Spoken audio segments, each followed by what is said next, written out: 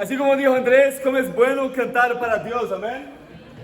Entonces, algunos tienen voz, otros tienen corazón, pero no importa, todos cantamos una sola canción, amén.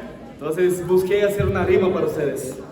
Pero amén, y si tú estás visitándonos, siéntase en casa, amén. Entonces, somos una gran familia, amén. Vamos a empezar el servicio orando a Dios. Padre en cielo, gracias por esta mañana, Padre. Gracias por traernos acá. Padre, gracias por ponernos específicamente en este día para escuchar este mensaje. Padre, sabemos que no es por casualidad que estamos acá reunidos. Ayúdenos no solo a estar reunidos físicamente, pero en tu espíritu, Padre, a estar unidos con un solo propósito, una sola mente, un solo sueño, Padre. El sueño de Jesús, de llevar su evangelio a todas las naciones de la tierra. Padre, gracias por inspirar con su palabra. Yo oro que en esta mañana no tenga ninguna palabra de origen humana, que no tenga ninguna interpretación particular mía, pero que sea su espíritu moviéndose, animándonos, inspirándonos, Padre, y convenciéndonos del pecado, pero no solo del pecado, Padre, pero convenciéndonos de soñar su sueño, Padre, ayudándonos a tener la fe, de vivir la vida, de cumplir con el destino que el Señor tiene para nosotros. Ayúdenos a salir de acá diferente de como llegamos, que no sea más un servicio más, que no sea solo más un domingo, más una mañana, Padre, pero que sea el día, para que tengamos un corazón blando para ser moldeado por ti. Padre, si estamos acá es porque no merecemos nada, Padre, merecemos el infierno, pero por su gracia vamos a brillar en el cielo. Padre, gracias por ser un Dios tan bondadoso con nosotros, y te amamos tanto, y te oramos todo eso, en nombre de Jesús, amén. Amén, hermanos. Como saben, y para los que están visitando y aún no saben, en los domingos estamos estudiando el libro de Hechos. Y hoy va a ser el último día de nuestra serie. Hoy vamos a terminar con el libro de Hechos, amén. Entonces la semana pasada hice un pequeño break por el tema del Día del Amigo, pero hoy vamos a terminar y vamos a estudiar Hechos capítulo 27 y 28, amén. Entonces estamos llegando al final del libro de Hechos. Como mi esposa ya estás muy colombiana, de una me recuerda el de uno, que es una de las mejores tiendas de la vida, pero ahora está muy costoso, pero antes, cuando llegamos acá era increíble, amén. Y nos preguntaron, Tulio, ¿dónde ustedes van a vivir? Yo hablé al lado de un de uno, ¿entiendes? Pero acá vamos a mirar el fin del libro de Hechos.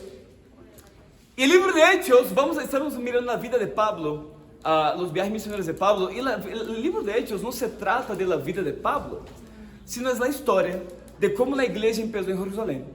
El evangelio llegó a Judea, Samaria y hasta los confines de la tierra. Y el título de la clase de hoy es simplemente Predicando hasta el fin. La semana antepasada estudiamos Hechos 24 a Hechos 26.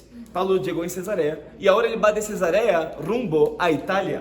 Y vamos para Hechos 27, versículo 1. Yo tengo solo un punto para nosotros. Una vida llena de aventuras. Porque sabes, cuando realmente tú predicas la palabra de Dios, cuando tú vives la misión, Dios te va a dar una vida llena de aventuras. Miren Hechos 27, versículo 1. Cuando se decidió que navegáramos rumbo a Italia, entregaron a Pablo y algunos otros presos a un centurión llamado Julio, casi Tulio, que pertenecía al batallón imperial. Subimos a bordo de un barco con matrícula de Adramitio, que estaba a punto de zarpar hacia los puertos de la provincia de Asia, y los hicimos a la mar. Nos acompañaba Aristarco, un macedonio de Tesalónica. Al día siguiente, hicimos escala en Sidón, y Julio, con mucha amabilidad, le permitió a Pablo visitar a sus amigos para que lo atendieran. Julio era un oficial muy importante y era muy amable con Pablo, amén. Versículo 4. Tú vas a mirar que en ese tiempo, rumbo a Italia, Pablo y compañía van para algunas ciudades y algunas islas. Y mira una de ellas, versículo 4, dice: desde Sidón zarpamos y navegamos al abrigo de Chipre, porque los vientos nos eran contrarios. Después de atravesar el mar frente a las costas de Cilicia y Panfilia, arribamos a Mira de Licia. Mira qué increíble. Acá llegaron a un lugar llamado Mira Delícia. Quizás conoces muy bien o quizás no. Pero yo quería parar un momento en este lugar, porque en Mira Delícia hubo una tradición muy famosa que vino de allá. Y esa tradición básicamente empezó en los finales del tercer inicio del cuarto siglo.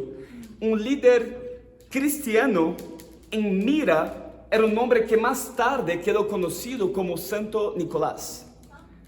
En los Países Bajos, él era conocido como Santa Claus. Para los que hablan inglés ya entenderon un poco. Acá en América, traducido para el español, lo conocimos como Papá Noel. Es como la traducción del nombre. Y Nicolás fue martirizado en la persecución que hubo Diocleciano. Pero una leyenda nació de su valiente liderazgo durante la Edad Media.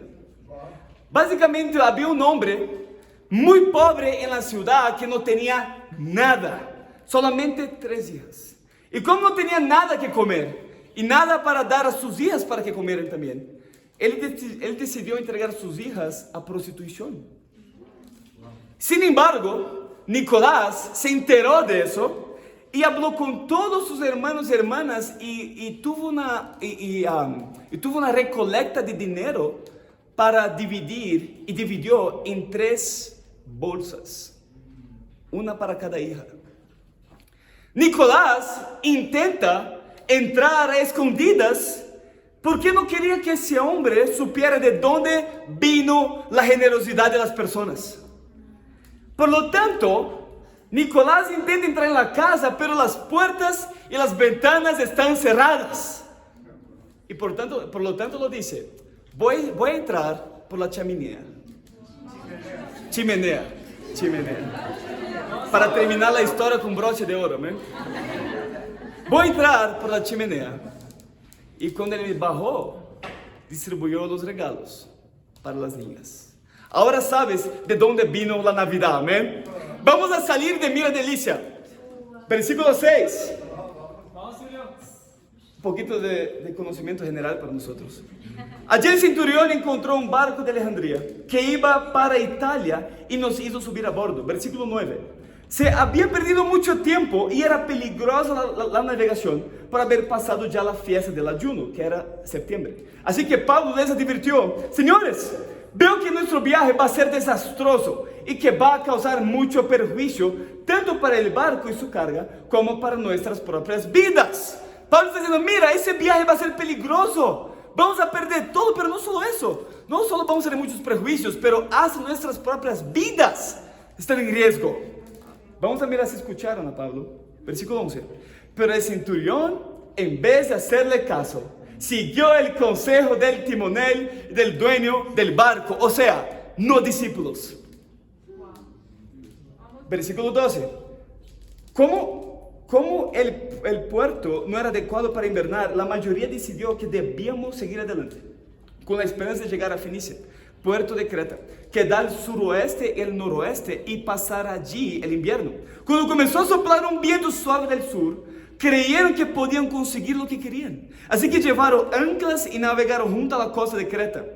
Poco después, se nos vino encima un viento huracanado. Esa palabra de griego huracanado, Lucas describe tifón. Es de donde nace la palabra tufón. No sé cómo, ¿tufón se dice en español? Tifón. Es de acá. Tifón. Llamado nordeste, que venía desde la isla. El barco quedó atrapado por la tempestad y no podía hacerle frente al viento. Así que nos dejamos llevar a deriva. Mientras pasábamos al abrigo de un islote llamado Cauda, a duras penas pudimos sujetar el bote salvavidas. Después de subirlo a bordo, amarraron con sogas todo el casco del barco para reforzarlo. Temiendo que fueran a encallar en los bancos de arena de la Sirte, echaron el ancla flotante y dejaron el barco a la deriva. Acá como para explicar un poquito, en ese tiempo los botes salvavidas estaban siempre atados detrás del barco, Por lo tanto, tuvieron que subir ese bote salvavidas a bordo, porque si el bote salvavidas se llena de agua, va a ser como una ancla para el barco y podría ahogar a todos. Por lo tanto, ellos suben a bordo el bote salvavidas, pero la tempestad está tan fuerte que tuvieron que amarrar con sogas todo el casco del barco para reforzarlo. Mira el versículo 18.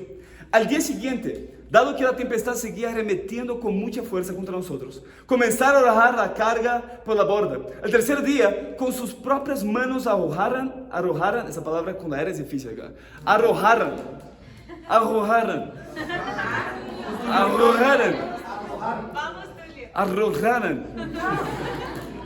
la RI es nuestra lucha, ¿ven?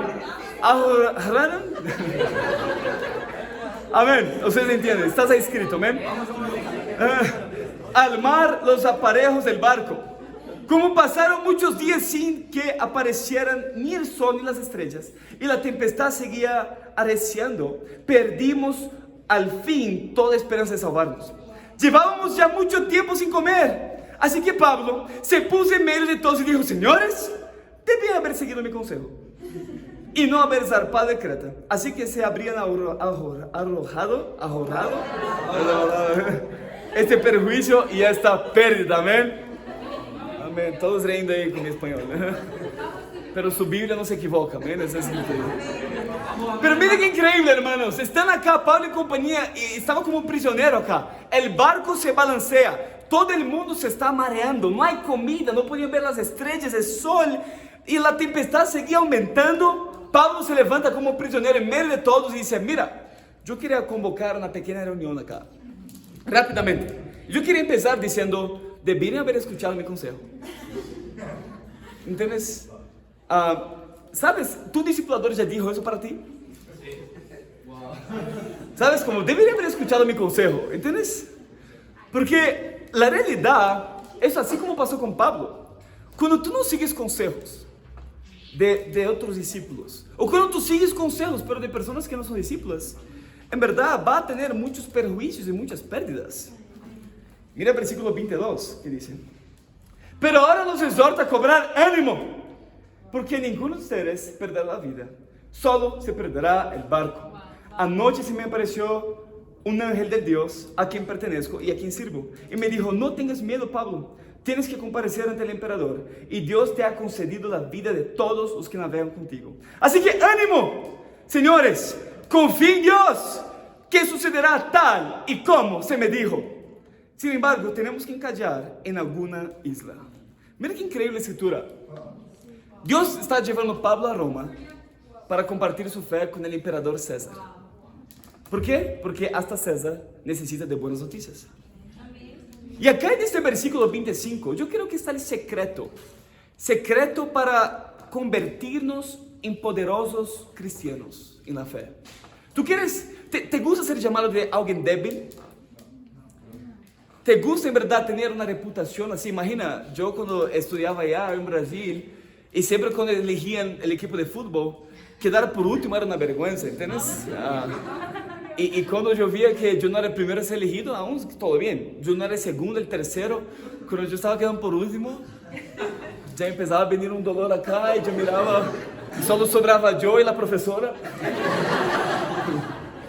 Y ella miraba para mí y ya estaba poniendo zapatillas. No, pero sabes, hermanos, acá, en versículo 25 está, yo creo que está el secreto para que seamos fuertes en nuestra fe. Vamos, Julio. El secreto para realmente cumplir con el destino que Dios tiene para ti. Pablo dice: ánimo, señores, confía en Dios, que sucederá tal y como se me dijo. Cuando lees tu Biblia, cuando tú lees alguna escritura, debe ser con la fe de que irá a suceder tal y como Dios se te dijo. Cuando tú miras buscar el reino de Dios en primer lugar y todo será añadido, tú debes ser con la fe de que yo voy a hacer eso. Yo voy a priorizar mi relación con Dios, el reino de Dios, y va a ser tal como Dios se me dijo. Cuando tú tienes ese tipo de fe, cuando estudias la Biblia, o cuando tienes un tiempo con Dios, y cuando tú tienes ánimo para poner en práctica, Dios te va a usar poderosamente. ¿Es así que tú lees tu Biblia? ¿Es así que tú tienes tiempos con Dios, en verdad? ¿Es para mover su corazón? ¿O es para simplemente un desencargo de conciencia? Mira, al menos yo leí hoy. Mira qué chévere, no me siento tan mal como me sintiera si no hubiera leído hoy la Biblia mañana. Y tienes una mentalidad farisaica, hipócrita y totalmente legalista de que, uy, yo ya leí, yo soy espiritual, porque ¿qué tú ibas a hacer de la mañana? Yo estaba leyendo la Biblia. Pero su vida en verdad es ateísmo en la práctica. ¿Qué diferencia tienes? Cuando tú vas a las escrituras, cuando tú vas al tiempo con Dios, y si tú estás estudiando la Biblia, yo quiero animar a ti, estudiar la Biblia, no es algo, ay, que chévere, pero yo conozco la Biblia, no importa que conozco la Biblia, es que tanto estás viviendo en su vida, que tanto estás poniendo en práctica, es de eso que se trata. Ah, yo conozco, Satanás conoce también la Biblia, mucho más que yo, mucho más que todos que están acá, es el mayor teólogo del mundo, pero es Satanás. Pero el punto no se trata de conocer, se trata de tener la fe, de poner en práctica lo que estás leyendo. Tener la fe, el ánimo de entender que va lo que yo estoy leyendo contra toda mi perspectiva, contra mis miedos que yo quiero poner por encima. Ay, pero si yo hago eso, pero es que mira mi vida, es que hay esa inseguridad, yo ya estoy planeando fallar en el futuro. Si yo hacer eso, creo que yo voy a fracasar. Y eso es una mentalidad con miedo sin fe. Y tú no entiendes. Y nunca realmente tú vas a poder creer en la Biblia, tú vas a poder entender en su mente lo que debes hacer, pero tú nunca vas a vivir la vida que Dios tiene para ti. ¿Sabe, hermanos? Tú tienes ese corazón de Pablo, de cobrar ánimo y hacer tal como Dios se te dijo. Vamos, Tulio, predica. Y después ellos pasan algunas noches a deriva, 14 noches a la deriva del mar. Y después ellos naufragan. Y mira el versículo 42. ¿Está conmigo? 42 dice, los soldados, ahora no están riendo mucho de mi español, amén. Después una leviana reprensión, amén. Qué bueno, ahora nadie está riendo, ¿no? ¿Pero están animados? Amén. Me encanta prédicas que van directo al punto, amén, que no queda dando vuelta ahí. Versículo 42. Los soldados pensaron matar a los presos para que ninguno escapara a nado. Ese es un tema que hemos estudiado en el libro de Hechos. Sabemos que en ese tiempo los romanos, la ley era su vida por la vida del prisionero. Si su prisionero huye, tú vas a morir en lugar del prisionero. Versículo 43. Pero el centurión quería salvar la vida a Pablo y les impidió llevar a cabo el plan. Dio orden de que los que pudieran nadar saltaran primero por la borda para llegar a tierra, y de que los demás salieron valiéndose de tablas de resto del barco. De esta manera todos llegamos sanos y salvos a tierra. ¿Eso es una aventura o no?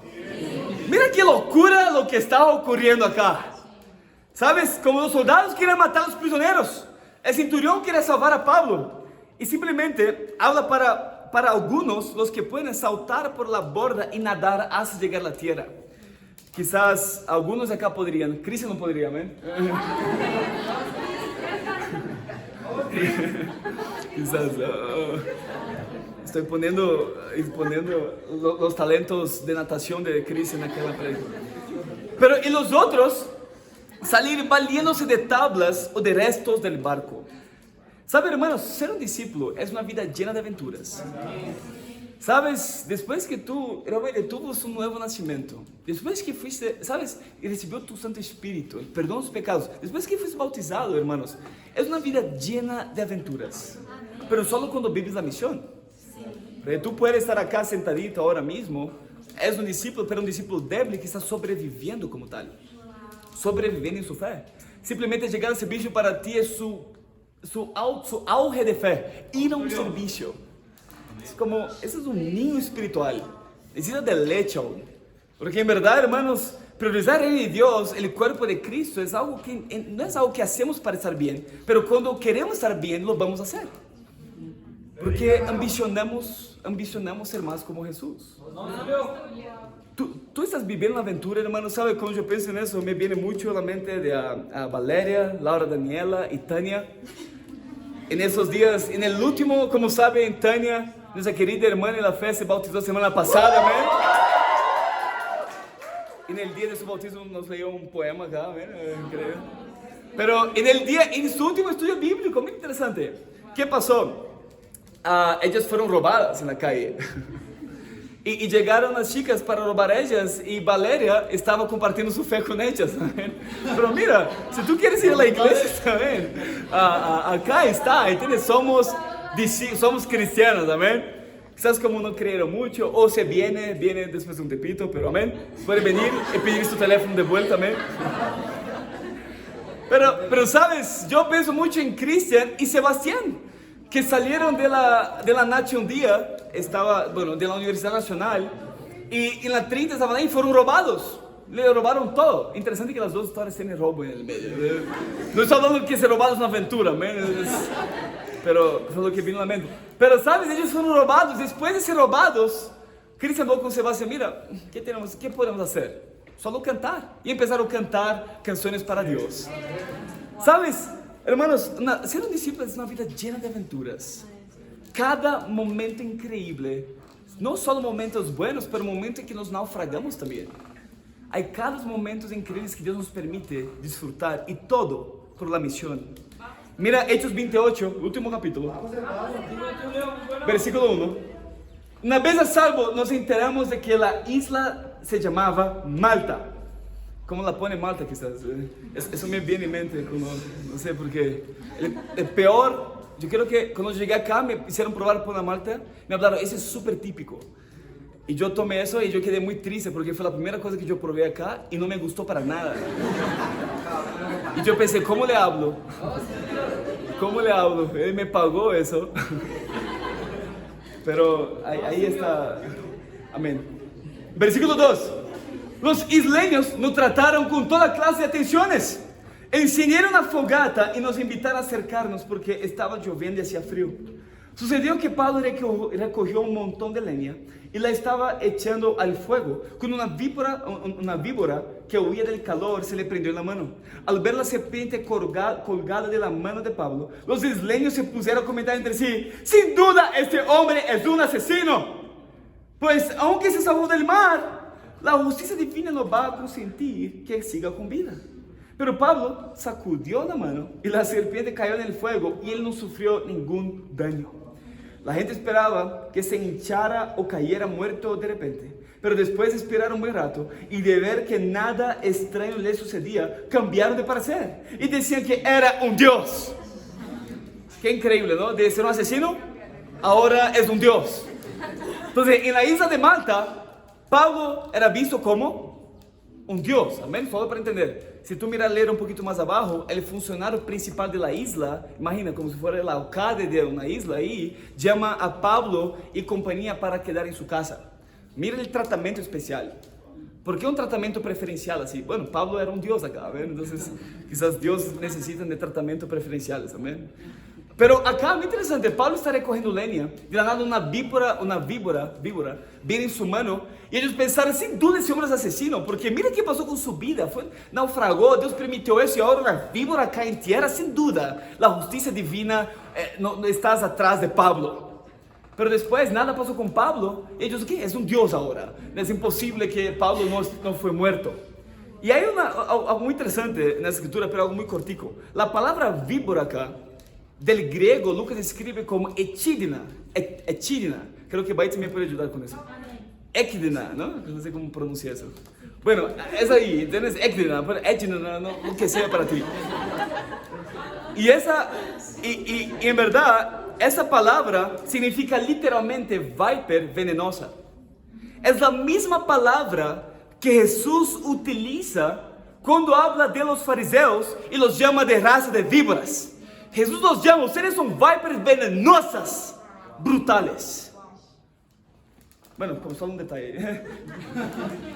Interesante para nosotros, ¿no? Versículo 11. Al cabo de 3 meses en la isla, zarpamos en un barco que había invernado allí. Era una nave de Alejandría que tenía por insignia a los dioses Dioscuros, que son gemelos griegos.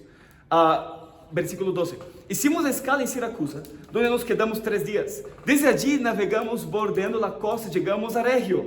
Al día siguiente se levantó el viento del sur y el segundo día llegamos a Puteoli. ¿Dónde es Puteoli? ¿Quién sabe? Ok, yo voy a cambiar acá. Puteoli.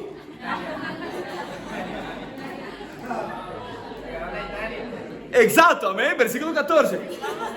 Allí encontramos algunos creyentes que nos invitaron a pasar una semana con ellos y por fin llegamos a Roma.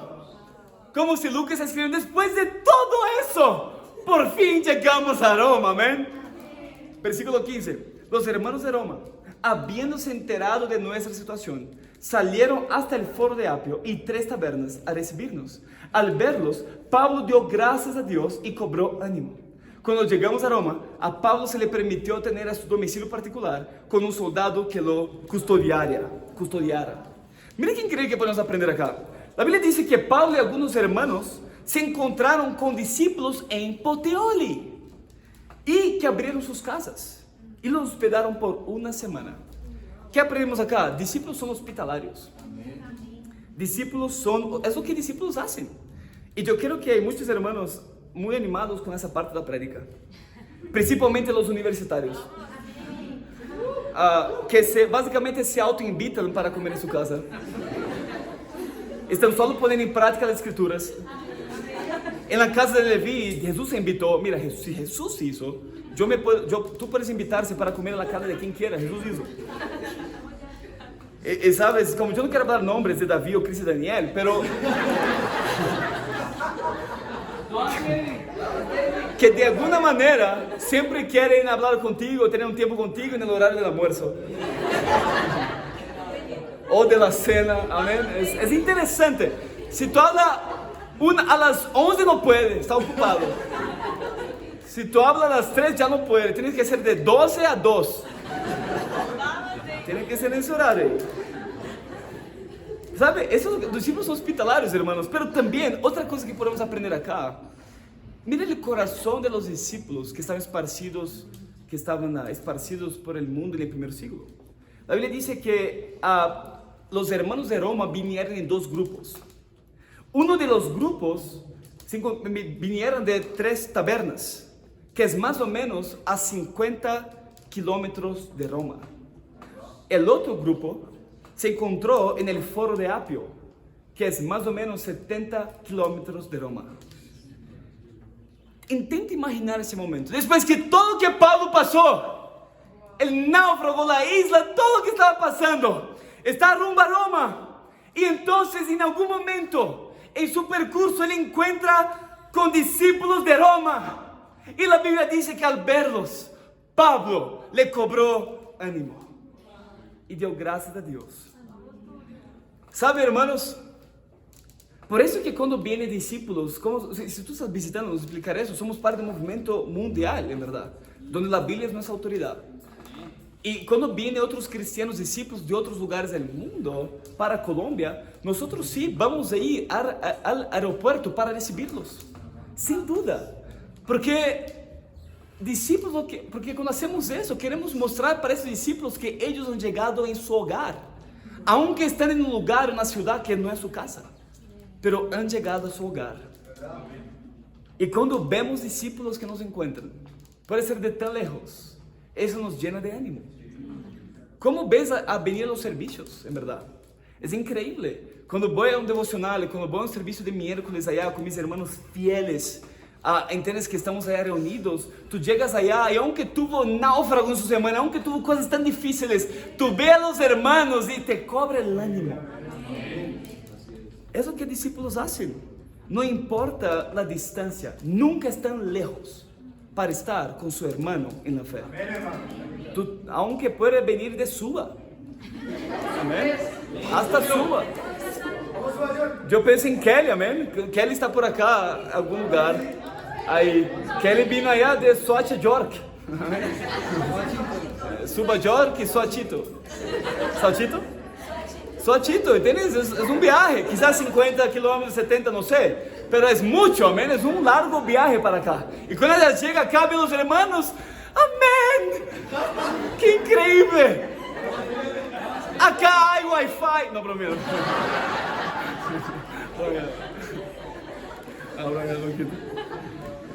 Hay buses, no, está bromeando con los que son de Soacha, amén. En verdad fue uno de los primeros lugares que mi esposa y yo fuimos cuando llegamos acá en Colombia. Fuimos para el Cine Colombia de Soacha, ¿no? Terrenos, vamos para terrenos, amén. Terrenos, tejeros, turrinos. Entonces, sabe, hermano, yo quiero animar. Para ti tú piensas mucho en el viaje, largo viaje para ver a sus hermanos. Ay, pero mira, yo tengo que despertar, ¿qué tal? Nada. ¿Tú piensas así? Imagina si Jesús pensara como tú piensas. Imagina, Jesús pensara como tú piensas, los límites que tú pones, Jesús pusiera los mismos límites, nunca iba a morir en la cruz por ti. Tú pones líneas para en verdad estar con sus hermanos en Cristo. Los hermanos de la iglesia primitiva del primer siglo no ponían líneas. Versículo 17. Dice, 3 días más tarde, Pablo convocó a los dirigentes de los judíos. Cuando estuvieron reunidos, les dijo, a mí, hermanos, a pesar de no haber hecho nada contra mi pueblo, ni contra las costumbres de nuestros antepasados, me arrestaron en Jerusalén y me entregaron a los romanos. Estos me interrogaron y quisieron soltarme por no ser yo culpable de ningún delito que merece la muerte. Cuando los judíos se opusieron, me vi obligado a apelar al emperador. Pero no porque tuviera alguna acusación que presentar contra mi nación. Por este motivo, he pedido verlos y hablar con ustedes. Precisamente por la esperanza de Israel estoy encadenado. Nosotros no hemos recibido ninguna carta de Judea que tenga que ver contigo, le contestaron ellos. Ni ha llegado ningún de los hermanos de allá con malos informes o que haya hablado mal de ti. Pero queremos oír tu punto de vista, porque lo único que sabemos es que en todas partes se habla en contra de esa secta. La iglesia primitiva fue llamada de secta. Pablo tuvo un impacto tan grande que habían cartas que estaban siendo difundidas, particularmente intentando dañar el carácter de Pablo. Y sabe, y evidentemente los hermanos de Roma no habían recibido esas cartas. Pero ellos dicen, lo único que sabemos es que en todas partes se habla en contra de esa secta. Es muy interesante. Pablo fue fuertemente perseguido en el primer siglo. Los discípulos fueron fuertemente perseguidos en el primer siglo. La iglesia primitiva fue fuertemente perseguida en el primer siglo. ¿Sabes? Y una vez que tú decides imitar a discípulos de Jesús, imitar a Jesús, vas a ser perseguido. Hoy en día, muchas personas persiguen, principalmente, no iglesias a veces que tienen un montón de personas, algo así, pero persiguen directamente a los discípulos de Jesús. Con calumnias, medias verdades, difamación. Y hasta ya hablaron para mí, tú, es que la iglesia que vas hace un lavado de coco. Y yo hablo, sí, es verdad. Tiene toda la razón. Nuestra mente es tan sucia por la impureza, es tan sucia por la amargura, es tan sucia por la hipocresía religiosa que sin duda necesitamos lavar nuestro coco con la palabra de Dios.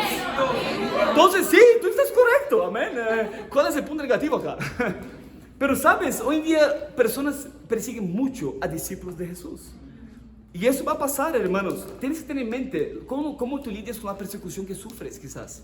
Sea con insultos, sea con difamación contra ti, o cosas que hablan no para ti, pero alrededor suyo, porque sabes que no puede convencer a ti. Cuando alguien sabe que no puede convencer a ti, ellos dejan de hablar contigo. Van a hablar con otras personas.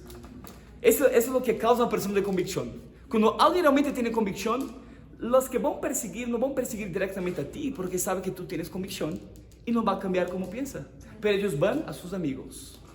Vamos a los más. Eso puede pasarse en la iglesia con la división. Nunca hablan directamente con los discípulos, están bien espiritualmente. Siempre van a hablar con los otros así. ¿Entiendes? Y esparcen medias verdades y difamaciones. ¿Y qué pasa? Versículo 23. Ya estamos como terminando. Señalaron un día para reunirse con Pablo y acudieron en mayor número a la casa donde estaba alojado. Desde la mañana hasta la tarde. Mira la prédica de Pablo, de la mañana hasta la tarde. O sea, yo tengo acá hasta las 3, 4 quizás, ¿sabes? No, yo voy a ser muy breve en las próximas 2 horas. Desde la mañana hasta la tarde estuve explicándoles y testificándoles acerca del reino de Dios y tratando de convencerlos respecto a Jesús, partiendo de la ley de Moisés y de los profetas. Unos se convencieron por lo que él decía, pero otros se negaron a creer. no pudieron ponerse de acuerdo entre sí y comenzaron a irse. Mira qué interesante. Cuando Pablo añadió esta última declaración, con razón el Espíritu Santo les habló a sus antepasados por medio del profeta Isaías, diciendo: ve a este pueblo y dile, por mucho que oigan, no entenderán, por mucho que vean, no percibirán, porque el corazón de este pueblo se ha vuelto insensible. Se les han embotado los oídos y se les han cerrado los ojos. De lo contrario, verían con los ojos, oirían con los oídos, entenderían con el corazón y se convertirían y yo los sanaría. Acá Pablo predica y la multitud se divide entre los que se convencieron y decidieron creer y los que no quisieron creer. Y los que no quisieron creer antes de irse, Pablo dice algo muy duro, ¿no? Dice: mira, lo que Isaías profetizó hoy se cumple. Ustedes son una profecía cumplida de Isaías. ¿Cuál es la profecía? Que aunque fue predicada la palabra de Dios, aunque ustedes escucharan, ustedes no pueden ver con los ojos, ustedes no oyen con los oídos, ustedes no entienden en sus corazones. ¿Sabes, hermanos? La prédica de hoy para ti, quizás, todo lo que yo estoy hablando quizás para ti, o todo lo que tú estás leyendo la palabra de Dios, su corazón está totalmente insensible. Es un corazón totalmente duro. Para ti es más un tempito para estar acá, sentirse bien, ser superficial con su vida y salir de acá viviendo las mismas decisiones. ¿Y qué pasa? Aunque tú estás oyendo, no estás realmente oyendo. Aunque tú estás viendo lo que Dios está enseñando, tú realmente no estás viendo. Y el punto es que su corazón está insensible, está duro, su corazón. Yo quiero llamar a ti, si tú estás visitándonos, entiende que no estamos acá para fingir, aparentar ser espirituales. Estamos acá porque necesitamos de misericordia, necesitamos de Dios, y por eso que queremos priorizar nuestra relación con Dios, porque necesitamos que tan débiles somos. Si tú estás visitándonos en verdad, yo quiero llamar a ti, estudie la Biblia. Solo hay un motivo para tú no salir de acá y no cuadrar un estudio bíblico y ser urgente con eso, porque sus ojos no ven lo que Dios está mostrando, sus oídos no escuchan. ¿Y qué pasa? En verdad, en el fondo, tú no tienes un corazón blando porque crees que ya eres sano. Y crees que realmente no necesitas cambiar. Crees que no estás tan mal. ¿Sabe? Los corazones blandos son los que necesitan de ayuda. Son los enfermos. Los que necesitan de médico son los enfermos. Si tú, en verdad, hermanos, sales de acá sin ninguna decisión, es porque se cree sano espiritualmente. Pero cuando yo pienso en el opuesto de esa profecía, yo pienso en una querida mujer llamada Sandra que está acá, ¿ven? Sandra es amiga de Joana por ¿cuánto tiempo? ¿Hace cuánto? ¿Cómo? Un aproximado de 20 años. 20 años. Wow. Sebastián estaba naciendo cuando empezó la amistad, quizás. Pero 20 años de amistad. Pero mira qué increíble. Sandra, si Dios permitir, hoy será bautizada. Pero si tú hablas para Sandra estudiando la Biblia, su mayor lucha fue con ella misma. De su mayor lucha cuando estudia la Biblia, siempre pensamos que son las personas, no es nadie. Tú eres su peor enemigo. Como tú quieres pensar, como lo que sientes, lo que viene en su mente. Tú eres su peor enemigo. Y sabes, la lucha de Sandra fue para no permitir que su corazón se volviera insensible a las escrituras. ¿Y cómo ella hizo eso? Entendió que, bueno, yo en verdad quiero vivir como una discípula de Jesús. Mi relación con Dios debe ser mi prioridad y será mi prioridad. Y por ese corazón, Dios permitió que su corazón se volviera blando. Y hoy, Sandra será sana. Amén. Y para terminar, versículo 28 dice: por tanto, quiero que sepan que esa salvación de Dios se ha enviado a los gentiles y ellos sí escucharán. Durante 2 años completos permaneció Pablo en la casa que tenía alquilada y recibía a todos los que iban a verlo, y predicaba el reino de Dios y enseñaba acerca del Señor Jesucristo sin impedimento y sin temor alguno. Ese es su corazón en el evangelismo. Tú predicas sin impedimento y sin temor alguno. ¿Qué pasó con Pablo? Bueno, el libro de Hechos no es sobre la vida de Pablo, es sobre la vida de cómo el evangelio creció en Jerusalén, llegó en Judea, Samaria y hasta los confines de la tierra. Por evidencias históricas, como libros como 2 Timoteo y Tito, sabemos que Pablo fue suelto después de 2 años. Y Pablo escribe sus últimas palabras. Dicen que es la gran comisión, la mini gran comisión de Pablo, que Jesús dio a los discípulos, de Pablo para Timoteo.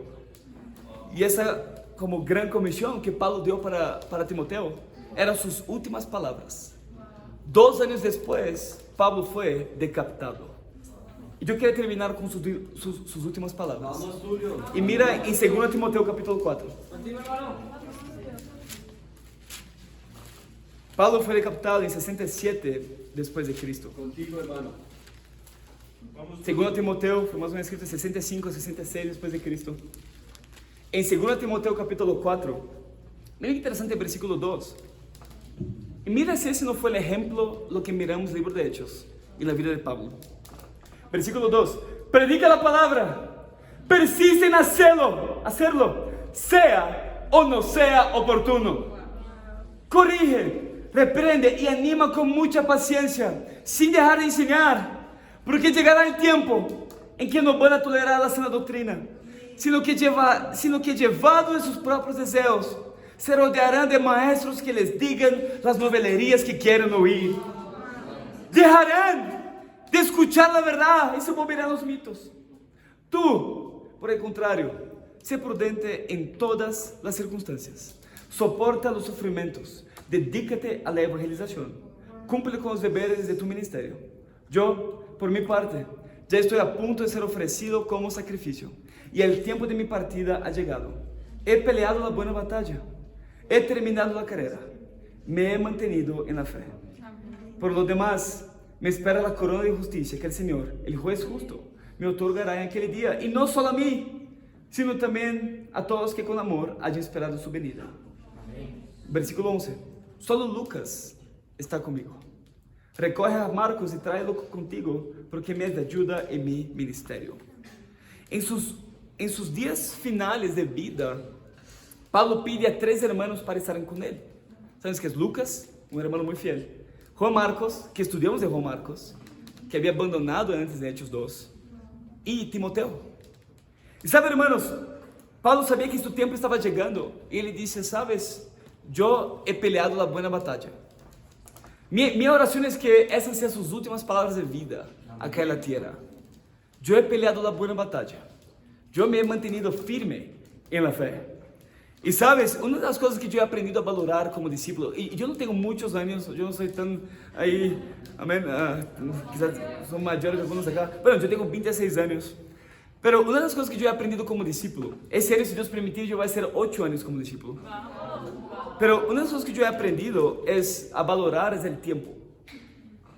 La vida es tan frágil. Yo estaba hablando acá con Fernando, que está ahí atrás, estamos hablando un poco. Ele me estava contando algumas coisas de sua vida e algo que passou, algo muito forte que passou em sua vida.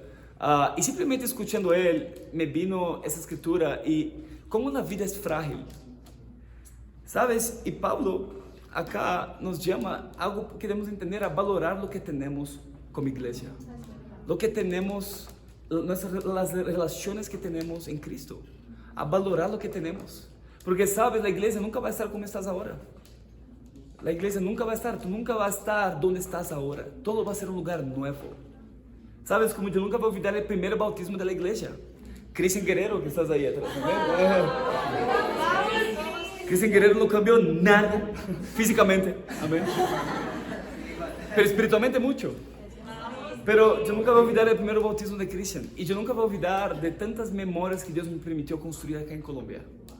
Pero en cada momento de estudiar la Biblia con tantas personas, de estar acá momentos buenos y malos, pero una de las cosas que yo quiero llamar a todos, hermanos, es valorar el tiempo que Dios nos ha dado, valorar las relaciones que tenemos en Cristo, valorar cada detalle, porque la vida es frágil, la vida es frágil, y Pablo, su vida fue predicando hasta el fin, porque el mensaje de Dios es eterno, y luchó realmente por lo que era eterno.